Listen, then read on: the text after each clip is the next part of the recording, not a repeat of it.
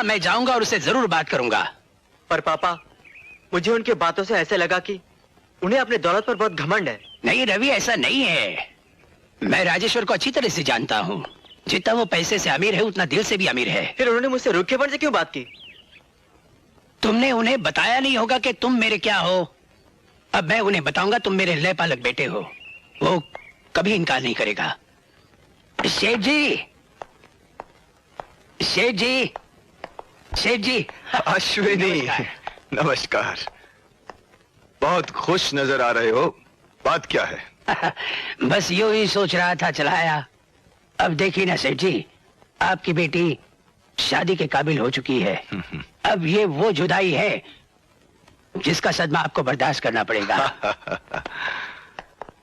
सुमन के लिए कोई लड़का देखा है तुमने? जी, उसका नाम है रवि। आपसे मिल भी चुका है, जरा याद कीजिए। अच्छा अच्छा अच्छा अच्छा, तुम उस लड़के की बात कर रहे हो जो सुमन की ही क्लास में पढ़ता है? हाँ। अच्छा है। किसका लड़का है वो? किसी अच्छे खानदान से ताल्लुक रखता होगा। उसे हमने अपनी गोद में सहलाया और उसकी तमाम परवरिश हमारे हाथों से हुई। खून का रिश्ता तो नहीं, लेकिन एक बाप और बेटे का गहरा रिश्ता रहा है। उसके माँ बाप कौन, उसका खानदान क्या, ना तो वो जानता है और ना ही हम खुद जानते हैं।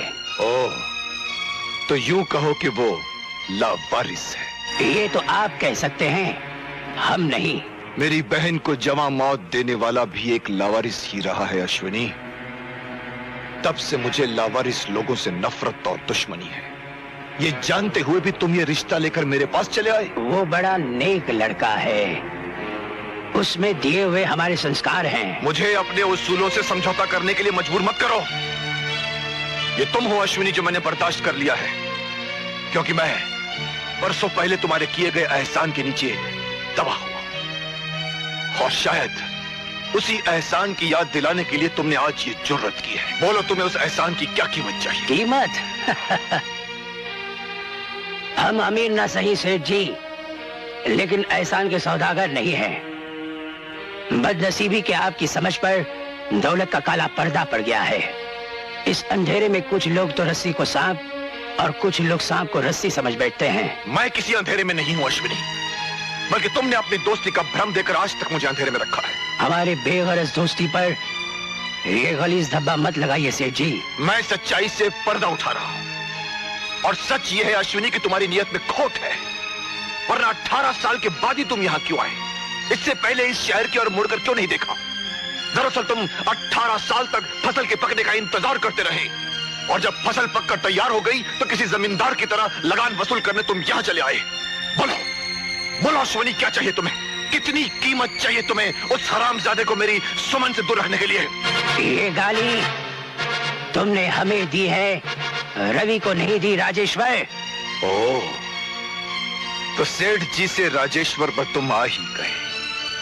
तो सुनो अश्विनी, मेरे गुलिस्तान की कली को तुम देख तो सकते हो, उसे तोड़कर नहीं ले जा सकते।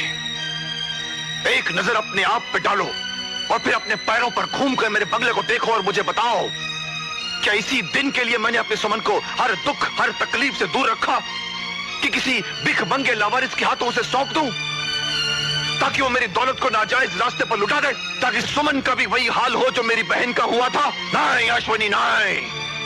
अब वो गलती मैं दोबारा नहीं होने दूंगा। तुम समझते हो राजेश्वर कि अमीर आदमी ही खानदानी बनता है? रुपया अरे रुपया तो हाथों का मैल है। हमने कभी सोचा नहीं अपने हाथों को इससे गलीज करने का, लेकिन आज तुमने हमें मजबूर कर दिया है कि एक दिन हम भी दौलत और रुपयों की घिनौनी दीवार तुम्हारे सामने ला खड़ी करेंगे और उसके पर्दे में तुम खो जाओगे। अश्विनी, तुमने हमारी आन को ललकारा है। अरे तुम गरीब लोग क्या जानो कि शान क्या होती है और आन क्या होती है। वैसे भी अपनी शान को बचाने की ताकत है मुझ में। अश्विनी, तुम्हारे इरादों को मिटाकर मैं तुम्हें अपनी दौलत के आगे झुकने पर मजबूर कर दूंगा। ये मेरी जिद रहेगी। राजेश्वर, तुम्हारी ये जिद, तुम्हारी ये दौलत, तुम्हारा सब कुछ हमारे बढ़ते हुए कदमों तले रौंदा जाएगा। इंतजार करो। Subscribe now and press the bell icon. Never miss an update.